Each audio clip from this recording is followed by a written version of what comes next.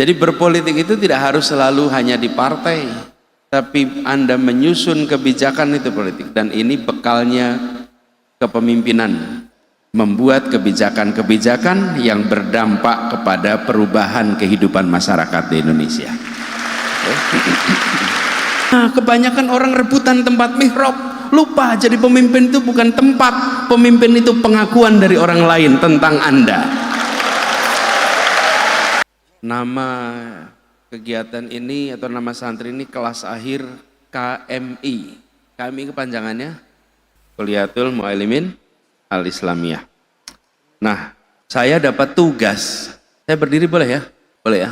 Adik-adik semua, saya dapat tugas bicaranya soal generasi muda pintar berpolitik. Di antara adik-adik semua di sini, apakah Anda berminat untuk masuk politik? Politik itu apa sih? Politik itu apa sih? Saya mau adik-adik acungkan tangan yang memberikan jawaban. Ayo, boleh, silakan. Siapkan mikrofonnya. Mohon izin menjawab Bapak Anies. Menurut saya politik itu adalah cara untuk mengatur dan menguasai suatu negara. Namanya siapa? Dafa. Siapa? Dafa Diaul Haq. Dafa. Politik adalah cara untuk mengatur dan menguasai suatu negara. Bagus. Boleh beri tepuk tangan buat Dafa. Makasih. Oke, ada lagi yang mau ngasih jawaban. Apa itu politik? Ayo, Rene Mas. Yuk. Mohon izin menjawab. Jadi menurut pandangan saya, politik itu adalah suatu gerakan ataupun yang dimana asas dalam suatu kehidupan, dalam bermasyarakat, bernegara maupun bersosial dan berorganisasi. Itu. Asas dalam atau gerakan asas dalam bersosial, berdemokrasi. Oke, terima kasih. Raka Al-Farabi. Terima kasih. Beri tepuk tangan buat Raka. Oke. Ada lagi? Mana? Yuk, langsung aja kasih mikrofon dari situ. Gak usah kesini, gak apa-apa. Mikrofon aja kasih sana. Ini yang pegang mikrofon olahraga sedikit ya. Izin menjawab, Pak. Ya, boleh. Politik adalah suatu sistem yang di dalamnya terdapat undang-undang yang telah dirancang oleh para politikus untuk mengatur sebuah negara agar negara dapat berjalan dengan lancar, diadakan dengan undang-undang yang berlaku. Oke. Namanya siapa? Adam. Adabi. Adam. Oke, bagus Adam. Beri tepuk tangan buat Adam. Ayo. Ada lagi yang mau kasih pandangan tentang politik? Ini santri gontor gitu loh. Mana? Ada, yuk. Bismillahirrahmanirrahim. Izin untuk menjawab. Politik itu dalam bahasa Arab yaitu asiasiyah atau siasat atau strategi. Jadi politik ini bukan hanya mencakup untuk negeri aja, tetapi politik itu mencakup segala hal dalam aspek kehidupan. Bisa dalam berpolitik dalam berolahraga, berpolitik dalam berpendidikan, karena politik itu strategi dasarnya. Jadi tidak hanya mencakup berpolitik dalam bernegara saja, tapi politik ini mencakup dalam segala aspek kehidupan. Namanya siapa? Muhammad Jundullah. Muhammad Jundullah. Bagus sekali. Beri tepuk tangan buat Jundullah. Jadi adik-adik semua, nih, politik itu definisinya banyak sekali. Banyak sekali. Saking banyaknya, bahkan kalau disebutkan demokrasi itu lebih dari 600 definisi. Lebih dari 600 definisi. Sehingga kalau ada orang menyebut demokrasi politik, bisa jadi yang dikatakan oleh orang A dengan yang dipikirkan oleh B itu beda. Jadi sekarang kita samakan dulu ya. Kita samakan dulu untuk kebutuhan kita sekarang. Politik itu bisa diartikan sebagai beberapa hal. Nomor satu, diartikan sebagai cara mengelola aspirasi perbedaan dengan metode damai. Jadi ada perbedaan kepentingan, perbedaan kekuasaan, dikelola secara damai. Sebelum ada itu, kalau punya perbedaan diselesaikan dengan cara adu otot, perang. Yang menang perang berkuasa, yang kalah perang dikuasai. Betul tidak? Nah, dengan ada politik dan ada demokrasi, maka perbedaan itu dikelola. Satu sistem untuk mengelola dengan pendekatan damai. Satu. Yang kedua, politik itu adalah tentang membuat kebijakan, membuat policy, menghadirkan cara mengelola sumber daya agar bisa dirasakan manfaatnya oleh masyarakat. Itu kedua. Yang ketiga, politik adalah siasat. Politik itu taktik. Politik itu cara dalam berkompetisi dalam sebuah wilayah kekuasaan. Yang ketiga. Dan masih bisa banyak lagi. Tapi untuk kebutuhan kita sekarang cukup 3 itu aja. Ya. Nah, dari semua, saya melihat politik terutama di aspek yang kedua. Apa kedua itu?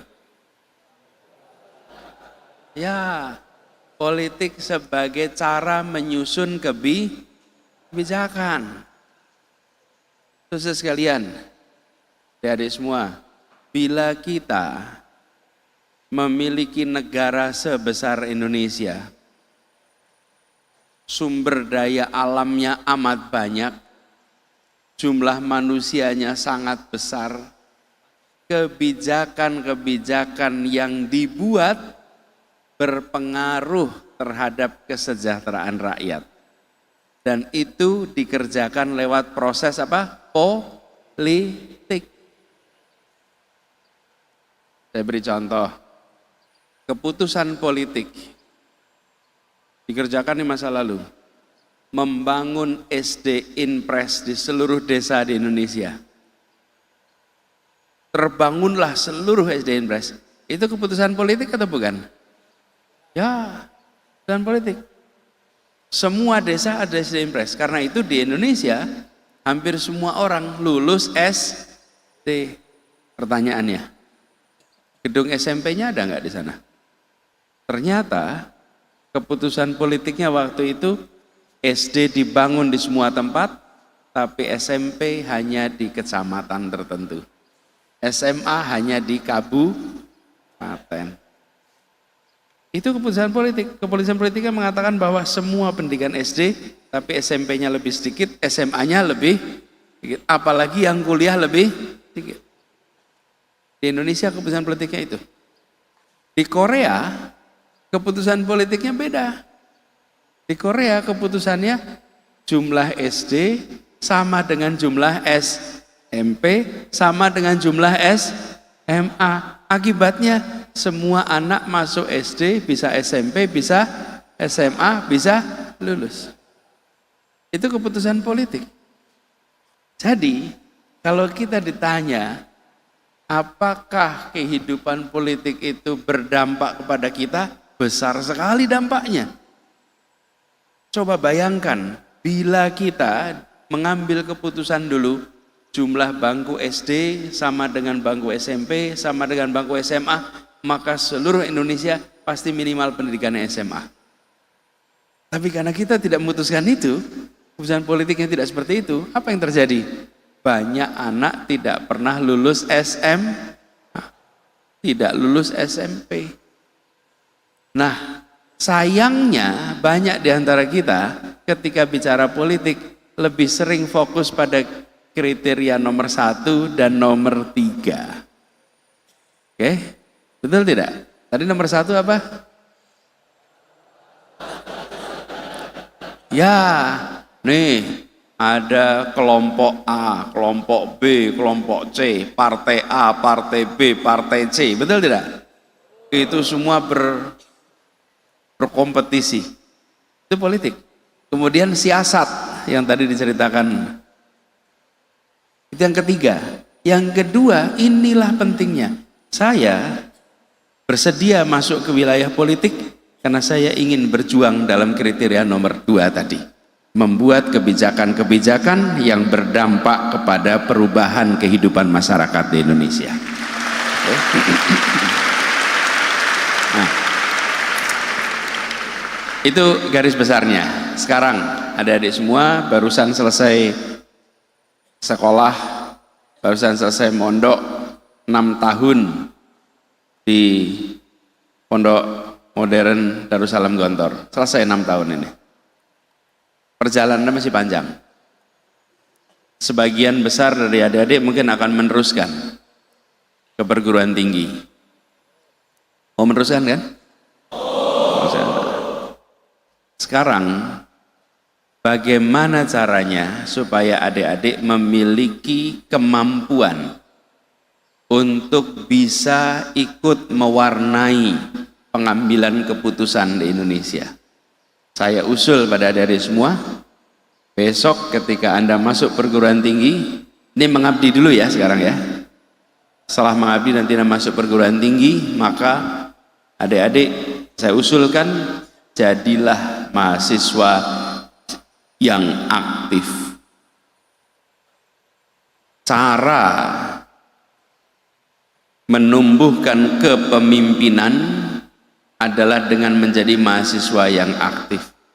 Tulis ini, kepemimpinan yang Anda miliki akan menjadi bekal untuk mempengaruhi masyarakat dengan gagasan nilai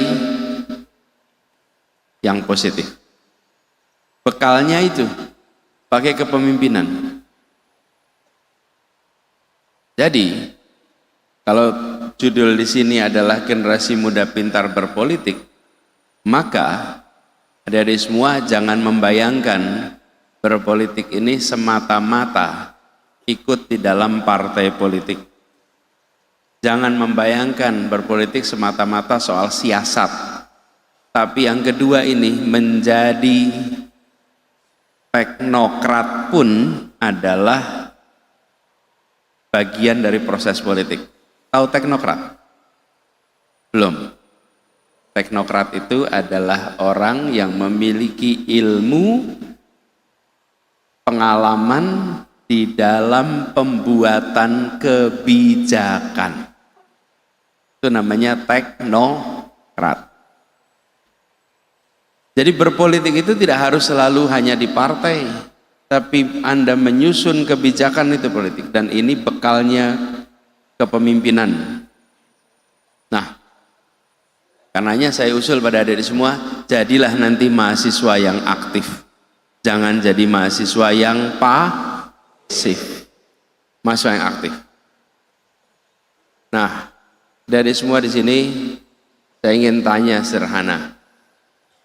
Seorang pemimpin di anak muda itu berbeda dengan pemimpin di birokrasi. Anda muda apa tua? Yakin?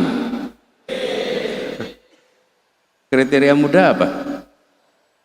Masih kuat? Semangat? Ini saya kasih kriterianya ya. Kalau yang Anda bicarakan adalah masa depan, maka Anda masih muda.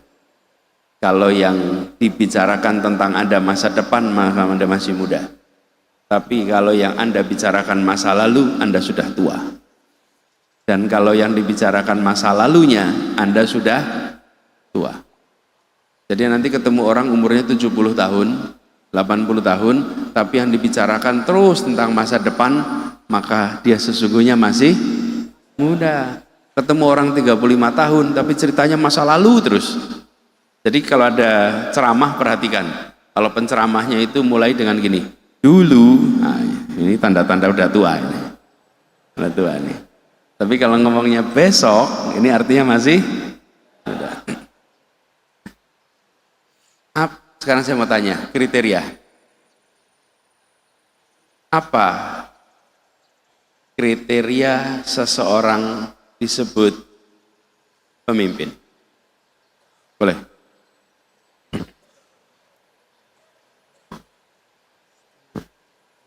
Bismillahirrahmanirrahim. Izin Tanis untuk menjawab. Kriteria orang pemimpin mungkin bisa dia berdedikasi tinggi, bisa namanya mengajak bawahannya, atau itu bisa menganggap bawahannya itu sebagai teman rekan perjuangannya, bukan dalam segi bawahan tapi dalam perjuangan bersama-sama dalam untuk menuju tujuan bersama. Itu pemimpin yang baik. Ya, Raka ya. Pemimpin adalah orang yang bisa mengajak pada tujuan bersama yang baik, gitu ya. Anda juga? Coba, kasih. Makasih Raka. Tepuk tangan buat Raka. Ayo. Ayo. Apa kriteria pemimpin? Pemimpin adalah orang yang dapat menyebarkan kesejahteraan dan dapat menegakkan keadilan bagi yang dipimpinnya. Ya, orang yang dapat menyebarkan kesejahteraan keadilan bagi yang dipimpinnya. Namanya siapa? Richard. Richard. Bagus, boleh tepuk tangan buat Richard. Ada yang mau kasih kriteria pemimpin? Ayo. Kriteria dasar seorang pemimpin adalah seseorang yang bisa menjadi role model bagi para pengikutnya. Yang bisa jadi role model. Namanya siapa? Muhammad Ridho. Muhammad Ridho. Bagus, tepuk tangan buat Ridho. Kasih. Di dalam pondok ini saya dapat 14 kriteria pemimpin. Yang pertama, Wih, ikhlas. jangan dibaca semua. Ampun. Ini ikhlas, terus apa lagi? Dapat dipercaya. Dapat dipercaya, terus Jujur dan terbuka. jujur. Oke, itu kriterianya 14. Ya, namanya siapa? Akmal. Akmal. Bisa mensarikan nggak 14 itu dalam satu kalimat? Pertama, seorang pemimpin adalah seorang yang ikhlas memimpin Ikhlas. Oke. dalam kepemimpinannya. Ya, bagus. Sesuai teori. Ya. Namanya siapa? Akmal. Ahmad. Oke, makasih Ahmad. Yuk, ada yang lain mau jawab kriteria yang di belakang coba? Yang belakang. Kriteria apa? Mengapa seseorang disebut pemimpin? Apa kriteria pemimpin? Yuk, tuh yang ngacung tuh. Anda. Sama nggak yang tadi? Beda ya? Ini semuanya pakai jas peci sama semua. Sudah, yang belum, yang belum. Ya boleh, boleh. Izinkan saya menjawab. Jadi kriteria seorang pemimpin adalah dia yang tidak hanya mendengarkan suaranya sendiri, tapi dia juga yang mendengarkan suara rakyat dan peduli akan apa yang dibutuhkan rakyat. Oke. Namanya siapa? Barik. Barik. Makasih Barik. Bukan hanya mendengarkan suara sendiri, tapi mendengarkan aspirasi rakyat. Adik-adik semua, yang dikatakan ini semua itu benar. Atau ada yang mau nambahin? Ada yang mau nambahin? Apa? Tadi setengah ngacung atau ngacung? Oh enggak? Oh ya. Oh itu di belakang sana, boleh itu. Ayo acungkan tangan. Kalau mau ngacung, maju aja dah ke depan. Yuk. Ya, monggo. Izin menjawab. Seorang pemimpin adalah seseorang yang berpikiran visioner untuk kepentingan rakyatnya, Ya. meluangkan segala pikiran dan tenaga untuk kepentingan rakyatnya, serta dapat membangun hubungan kerja yang baik antar pemimpin kelompok lain demi meraih sebuah kepentingan bersama. Ya. Masya Allah, terima kasih. Namanya siapa? Muhandis. Muhandis. Terima kasih Muhandis, bagus jawabnya. Nah, adik-adik, kita udah dengarkan semua yang disampaikan. Semua yang disampaikan itu benar. Itu adalah kriteria pemimpin yang baik. Oke? Itu semua adalah kriteria pemimpin yang Baik. Pertanyaannya saya adalah apa kriteria mengapa seseorang disebut pemimpin? Nih, karena ikhlas dia jadi pemimpin? Apa iya? Bapak iya, kalau ikhlas jadi pemimpin. Role model, apa dia jadi pemimpin? Wawasannya luas, otomatis pemimpin. Kemudian tadi ceritakan mementingkan kepentingan rakyat daripada kepentingan dirinya. Apa kemudian jadi pemimpin? Enggak. Jadi apa yang membuat seseorang disebut pemimpin? Sederhana. Kriteria pemimpin itu sederhana. Jika punya pengikut. Iya. Disebut pemimpin jika punya pengikut. Lah kalau tidak ada pengikut, Anda bukan pemimpin. Betul tidak? Iya. Loh, jenengan, ini saya contoh nih. Mihrab itu tempatnya siapa? Oke, Anda sholat sendirian di mihrab. Anda bisa disebut imam? Nah, Anda disebut imam bila? Itu dia. Itu jawabnya. Anda disebut imam jika ada makmum. Hatta Anda berada di dalam mihrab, sholat di mihrab, apa boleh Anda ngaku imam? Nggak ada. Nah, kebanyakan orang rebutan tempat mihrab, lupa jadi pemimpin itu bukan tempat, pemimpin itu pengakuan dari orang lain tentang Anda.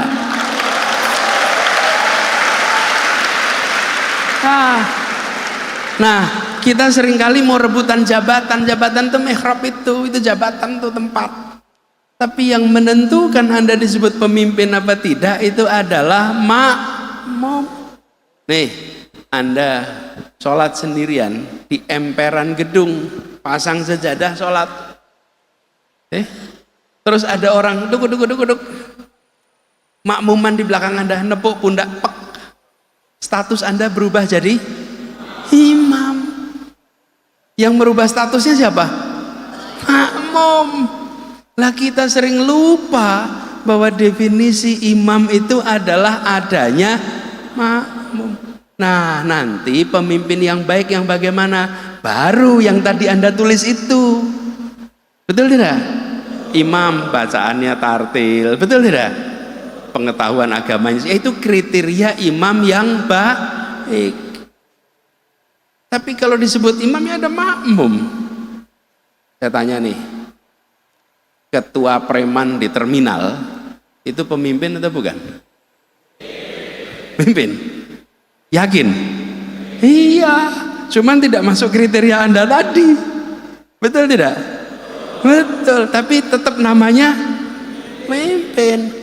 Karena itu untuk jadi pemimpin, hormati, hargai pengikut yang ada bersama Anda semua.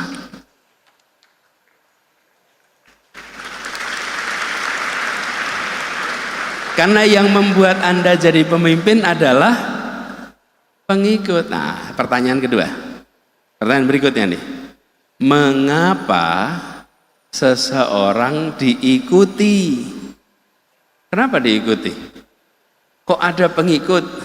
Ini bukan follower Twitter ya. Ini bukan follower sosmed, bukan. Walaupun bisa juga diartikan begitu. Kenapa seseorang diikuti? Karena apa? Dapat mempengaruhi. Kalau orang bisa mempengaruhi, apa kemudian diikuti? Kenapa diikuti? Tujuannya itu jawabnya. Karena dipercaya. Percaya, mau pemimpin kepala preman, kepala ketua atau ketua apapun itu pasti dengan satu kata kunci namanya Nah, jadi adik-adik semua, menjadi pemimpin syaratnya ada pengikut. Kenapa ada pengikut? Karena ada percaya, oke? Tulis itu dan ingat-ingat itu. Ini seumur perjalanan Anda ke depan, setiap Anda berbicara pemimpin, ingat-ingat, bukan soal jabatan, bukan soal tempat, tapi pengakuan oleh orang lain. Nah, pertanyaannya, mengapa orang dipercaya? Yuk, ada yang mau kasih jawaban? Nah, saya kasih rumus aja ya. Di Gontor pakai bahasa Arab dan bahasa Inggris ya. Jadi pakai bahasa Inggris boleh ya? Bahasa Inggrisnya percaya apa? Kepercayaan apa? Kepercayaan. Trust. Kalau belief lebih pada keyakinan. Kalau kepercayaan, trust. Kalau belief itu percaya yang sifatnya keyakinan. Ya, itu belief. Dua-duanya bahasa Indonesianya namanya kepercayaan. Tulis rumusnya. Trust sama dengan C tambah I1 seperti rumus kimia tambah I2 kurangi SI. Jadi T equal C plus I1 plus I2 minus SI. Oke, ada yang mau tebak?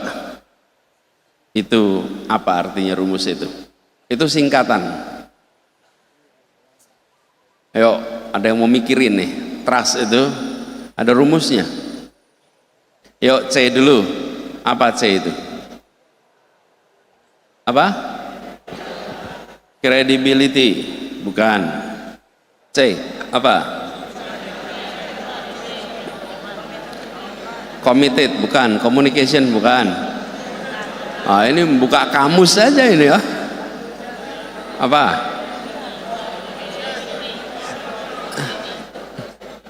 Community, bukan. Collaboration, bukan. Konsisten, bukan. Chief, bukan.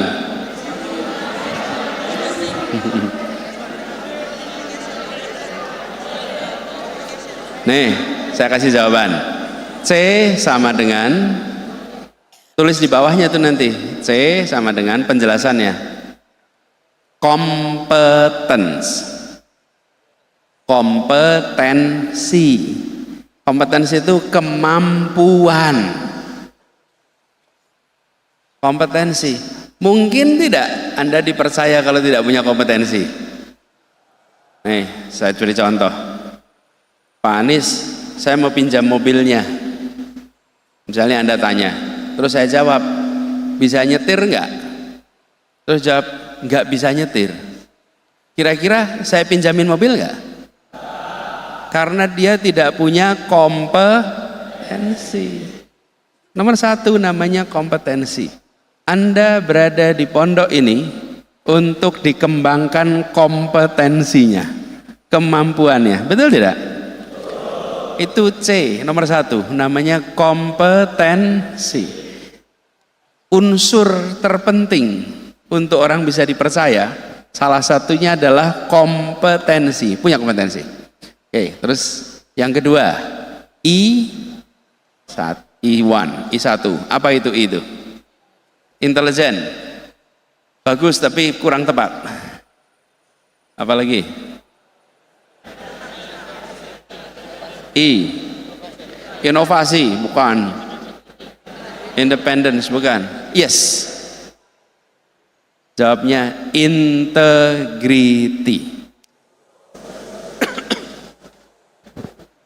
Apa integrity itu? Integritas. Kenapa? Apa sih artinya integritas itu? Integritas itu artinya utuh. Utuh apa artinya? Utuh antara nilai yang dipegang dengan perbuatan yang dikerjakan itu sama. Disebut makanya pribadi yang berintegritas karena dia utuh dalam memegang nilainya.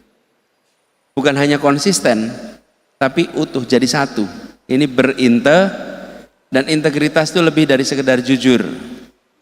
Integritas itu adalah unsurnya jujur dan mengerjakan hal yang sesuai dengan ajaran dan untuk kepentingan publik. Jujur aja nggak cukup. Kepala preman cerita, selalu menceritakan kejahatannya. Jujur. Berintegritas tidak itu? Tidak, jujur nggak cukup. Jujur dan mengerjakan hal sesuai ajaran. Jadi I yang pertama namanya Nah, I yang kedua apa? Bukan. Inspiring bukan. Intelektual bukan.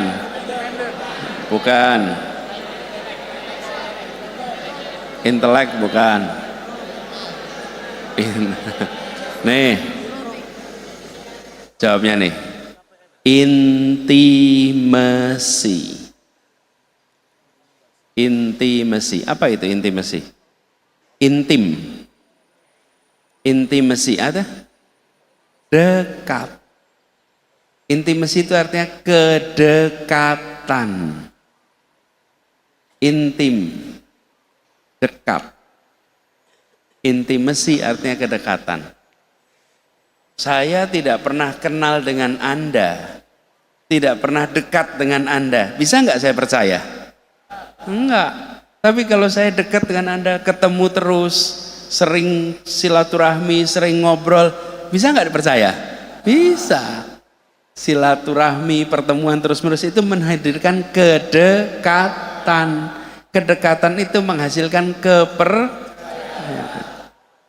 Jadi 3 ini, 1 kompetensi, 2 integritas, 3 intimasi, itu 3-tiganya membuat skor kepercayaan Anda meningkat. Karena itu tadi saya kasih persamaannya tambah. Ya kan? Kalau C-nya angkanya tinggi, maka T-nya akan tinggi. Betul ya? Kalau I-nya naik, T-nya naik. I yang kedua naik, akan trustnya naik. Tapi yang keempat, itu SI. Ini mengurangi nih. Ini unsur yang membuat kepercayaan itu turun. Ini satu faktor, ini menurunkan kepercayaan. Kalau 3 tadi menambah kepercayaan. Yang satu ini menurunkan kepercayaan. Apa coba SI itu? Apa? Sit, bukan, itu 2 kata. 2 kata, SI. Serakah. Bahasa Inggrisnya apa? Greedy. Bukan. Iya tapi belum masuk. SI, selfish tapi 2 kata. Namanya self interest. Kepentingan pribadi. Coba, pernah nggak ketemu orang yang bekerja untuk umat sepenuhnya? Semua uang yang diterima dipakai untuk mengembangkan pondoknya, dipakai untuk mengembangkan dakwahnya. Sering nggak lihat yang begitu? Dipercaya tidak? Ya. Dia tidak mementingkan dirinya. Tapi kalau masuk ada kepentingan dirinya, kepercayaan langsung turun. Jadi adik-adik, tadi ada 3 yang membuat kepercayaan meningkat dan 1 yang membuat kepercayaan menurun. Apa yang membuat kepercayaan menurun? Bahasa Indonesianya apa? Kepentingan pribadi. Nah, inilah kunci kepemimpinan. Mengapa dalam politik banyak orang yang diragukan dan tidak dipercayai karena yang terakhir itu. Betul tidak? Kompetensi ada, okay? Integritas mungkin ada, kedekatan sering turun ke rakyat, tapi ada kepentingan pribadi. kekayaannya, rumahnya, mobilnya. Sering nggak lihat begitu? Itu yang membuat kepercayaan jadi turun. Nah, judul di sini, bagaimana generasi muda pintar berpolitik. Adik-adik pegang rumus ini. Kalau Anda akan menjadi pemimpin di masa depan, maka Anda harus siap untuk dipercaya. Untuk dipercaya, jaga 3 itu dan kurangi yang nomor 4. Di situ kuncinya.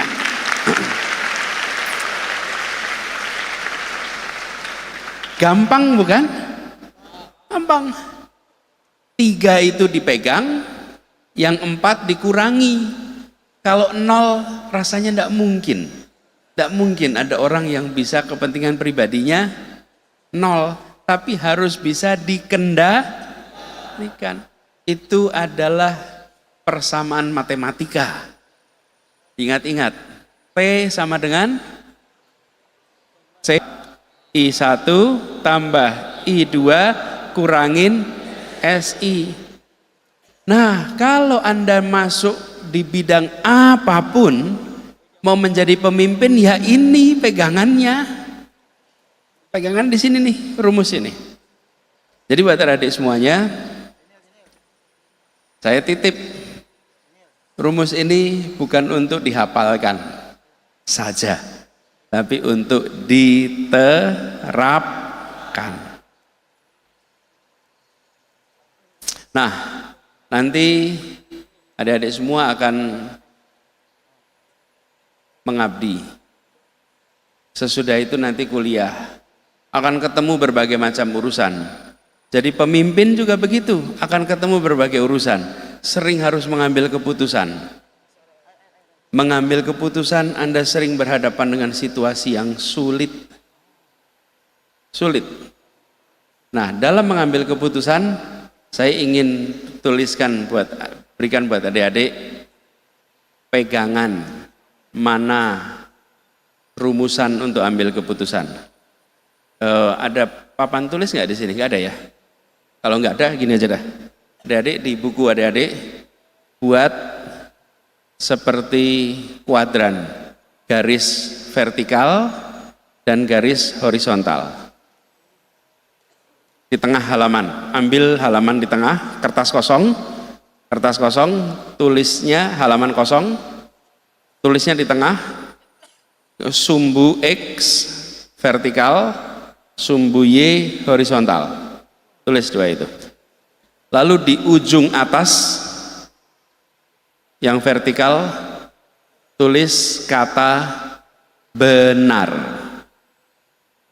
di ujung bawah tulis kata salah, di kanan tulis kata baik, di ujung kiri tulis kata tidak baik dalam kurung buruk.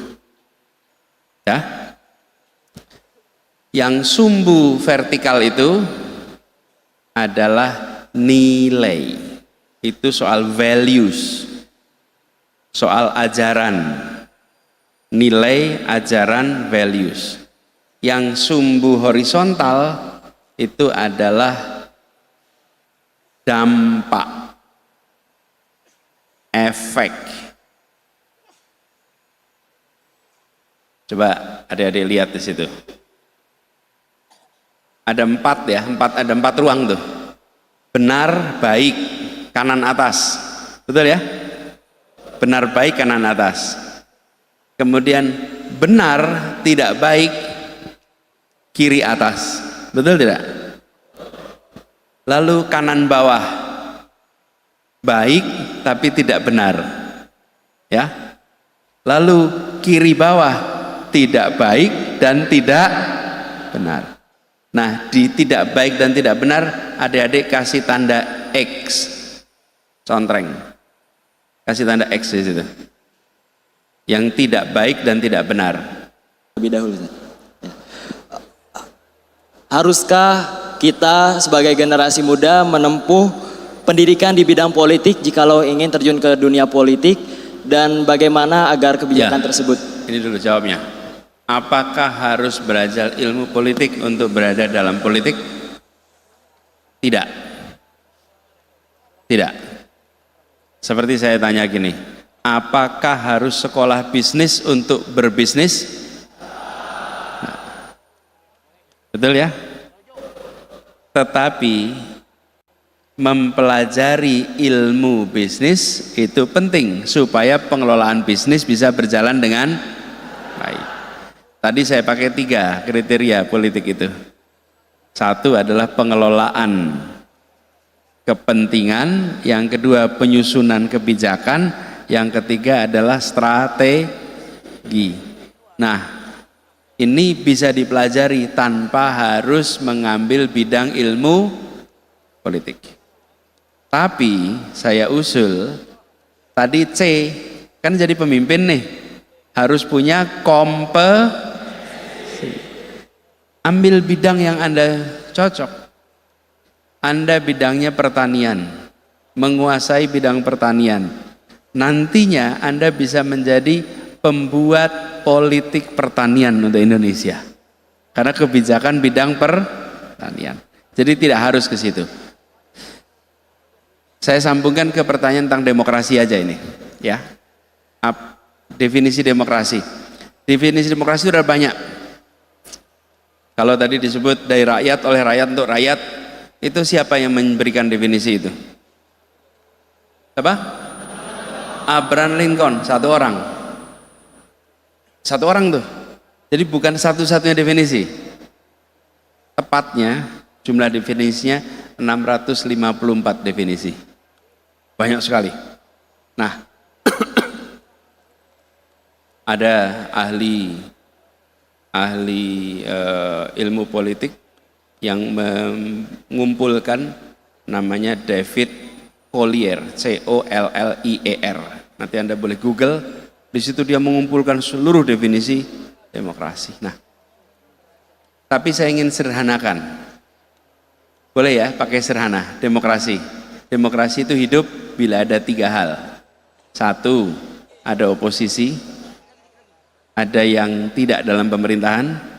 Yang kedua, ada pembagian kekuasaan, eksekutif, legislatif, yudikatif dengan baik. Yang ketiga, ada kebebasan berbicara. Nah, dengan definisi itu, 3 itu, maka rakyat bisa memperjuangkan kepentingannya di dalam proses pemilu. Karena ada oposisi. Nah, apakah sekarang demokrasi itu hanya untuk sebagian? Teman-teman, salah satu masalah terbesar dalam demokrasi kita adalah masalah pembiayaan. Namanya political financing. Ini belum diatur, ini belum dibuat rumusan yang baik. Sehingga belum ada aturan tentang biaya kampanye, belum ada aturan yang baik tentang mengelola partai Efeknya yang sering terjadi adalah yang bisa jadi calon yang punya uang. Nah, ini PR kita. Akibatnya yang tidak punya uang sering kalah, bukan karena tidak mampu, tapi karena tidak punya modal. PR kita menyelesaikan ini supaya ada kesetaraan di dalam demokrasi kita. Itu PR kita. Jadi yang adik sampaikan tadi ada benarnya, bahwa karena belum setara, karena belum diatur. Kalau sudah diatur, nanti kita akan memiliki kesetaraan lebih baik, gitu ya. Baik, lanjut ke pertanyaan ketiga. Enggak, pertanyaan yang kedua dari yang pertama. Bagaimana caranya keputusan agar bisa diterima di masyarakat? Sebagian keputusan yang dibuat itu keputusan yang tidak populer. Saya beri contoh. Ada COVID. Saya harus menutup restoran, warung, hotel, kantor. Disukai tidak? Enggak. Apa yang harus dikerjakan? Jelaskan kebijakan itu. Mengapa ini harus diambil? Apa keuntungannya? Apa manfaatnya? Apa prinsipnya? Saya pernah mengalami anggaran di pemerintahan DKI terpotong 40% lebih. Kenapa? Karena pandemi, pajaknya tidak ada. Saya harus mengurangi take home, uang yang dibawa pulang oleh karyawan. Dipotong 50%, 25% statusnya ditahan, nanti dibayarkan kalau pandemi selesai, 25% dipotong, tidak akan dibayarkan. Wah, itu seluruh jajaran DKI merasa lah gimana kami hanya kredit rumah, kredit mobil, bayar sekolah anak, lah 50% pendapatan hilang. Wih, itu rumit sekali. Tapi begitu dijelaskan dengan benar, dengan baik, saya sampaikan kepada para pegawai DKI. Uang kita ada sekian triliun. Sekian triliun ini bisa dipakai untuk 60.000 pegawai DKI, atau uang ini dipakai untuk beli sembako bagi 1,6 juta keluarga di Jakarta.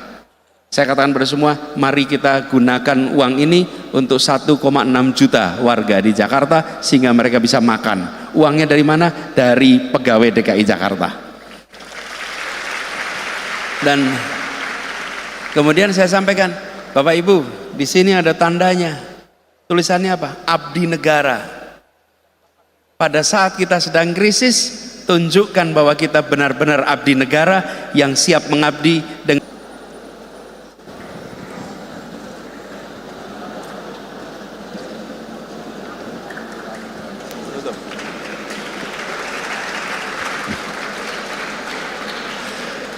Dari semua, sebelum diakhiri, saya ingin sampaikan kepada semua selamat.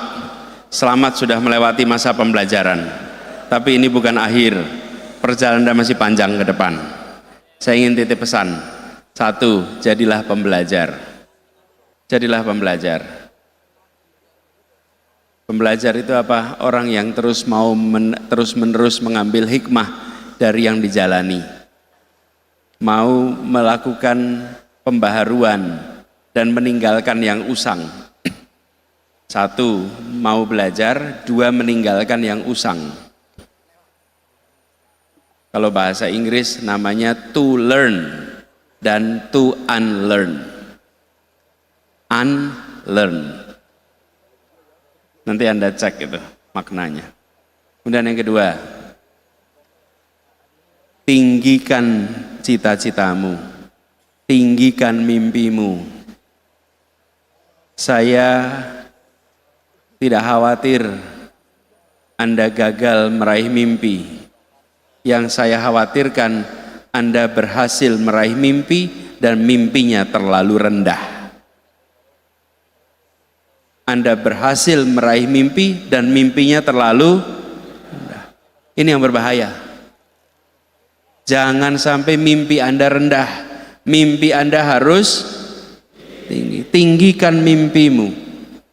Lalu kerja keras, kerja tuntas, doa tak putus, doa dari orang tua. Insya Allah Anda akan bisa bukan hanya mencapai mimpi itu. Insya Allah Anda bisa melampaui mimpi yang Anda miliki itu.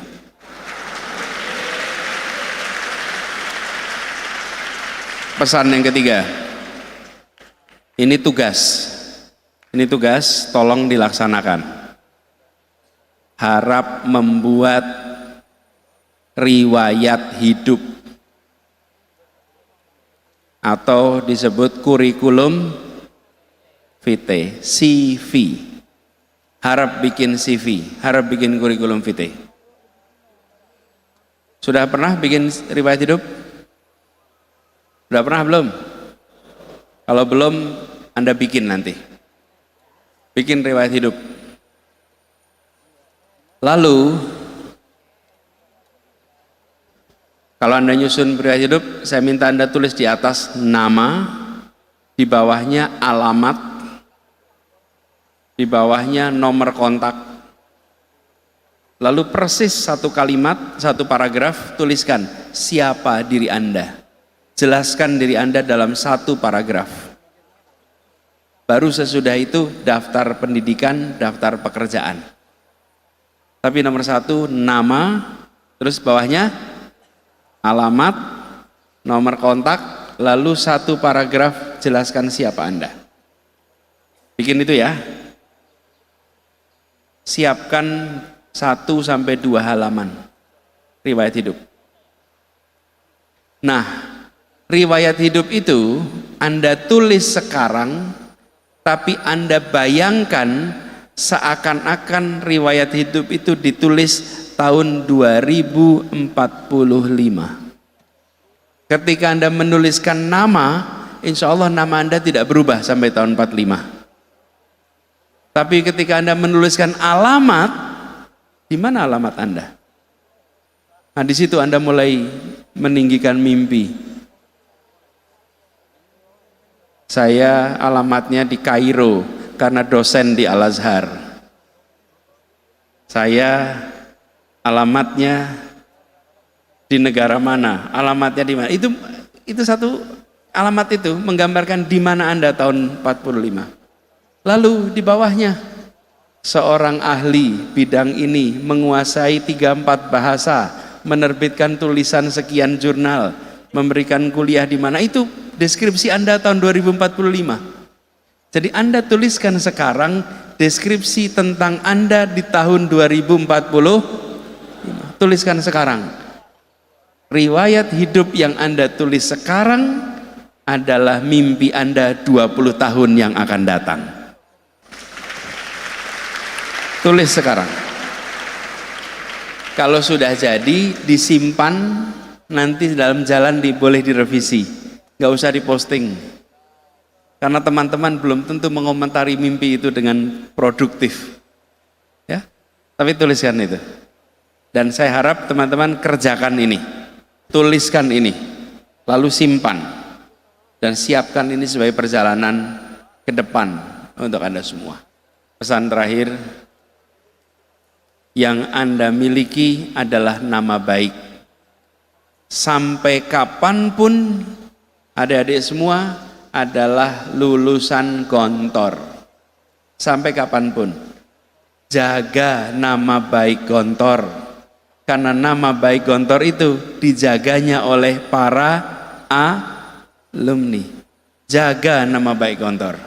Dimanapun Anda berkiprah, dimanapun Anda berkarya, bikin orang terpesona. Memang alumni Gontor itu luar biasa.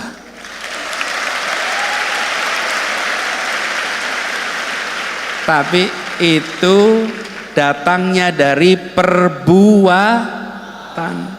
Dari situ Anda jaga nama baik. Nah, pesan saya itu saja. Selamat mengabdi, selamat berkarya. Salam untuk keluarga di rumah, untuk orang tua. Sampaikan kepada semua bahwa bekal-bekal yang adik-adik miliki di sini insya Allah akan membuat orang tua Anda bangga atas Anda semua, insya Allah. Terima kasih. Assalamualaikum warahmatullahi wabarakatuh. Waalaikumsalam warahmatullahi wabarakatuh. Kami ucapkan ribuan terima kasih telah membersamai kita pada pagi hari ini. Maka dengan itu kami akan menyerahkan kenang-kenangan dari siswa akhir KMI 2025 The Committed Generation.